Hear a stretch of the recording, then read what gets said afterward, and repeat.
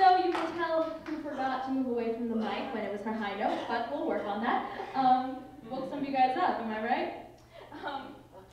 Can you hear well? Everything is Can good? you hear? Yeah. Wonderful, wonderful. So this next song is a tribute to many divas, but it was sung by the amazing Lena Horne, who was a woman who would never take anything from anyone and went into her concerts with a sweat rag and clothing where you could see that she was dancing and being amazing at the age of 60 and 70 and going insane on stage. And she did not care about what people thought of her because she knew that she was a diva and she could get away with it. And she sang this next song in different styles. And it's also a tribute to many other divas because they got to the top being alone.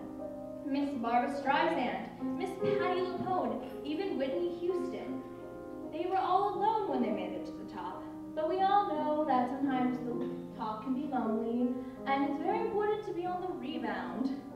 And so, if it was all right with them, it's all right with me.